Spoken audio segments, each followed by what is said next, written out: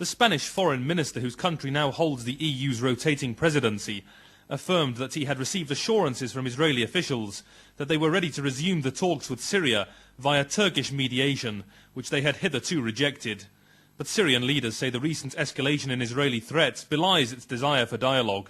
And, as expected, the plight of Gaza and the prospect of Israeli-Palestinian talks featured highly during this trip.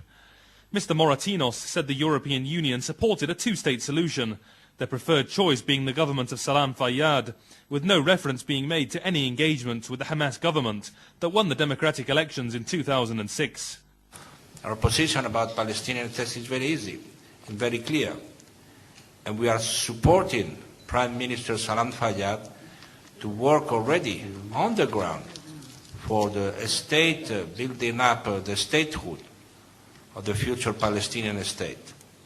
So that is the position of Spain and, of course, the position of the European Union. Syrian Foreign Minister Walid al-Muallim stated his country's support for the Palestinian cause and condemnation of the blockade, and in his strongest address in years made an outright warning to Israel that should it choose to start a war, then Syria would have no hesitation in attacking Israeli cities. I say to the Israelis, do not test the determination of Syria. You will know that war this time will move to your cities.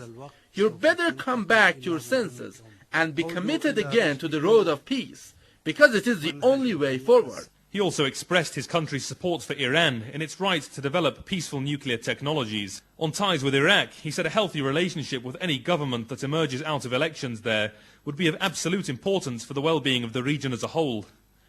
But many feel that despite the gesturing, the European Union is still far from having an independent foreign policy, and that on critical issues, the Union is likely to follow the US's lead.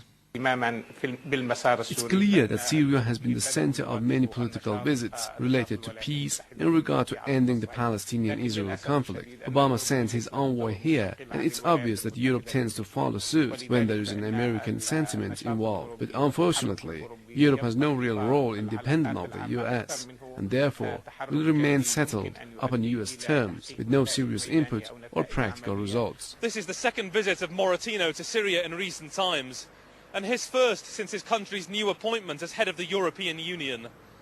Whilst accepting the situation is difficult, he expressed a strong desire to engage in renewed dialogue with Syria for regional peace, aiming to have new agreements signed within the next 6 months that would shift the dynamic of the region and bring to an end the long-standing stalemate that has for so long dominated its political scene.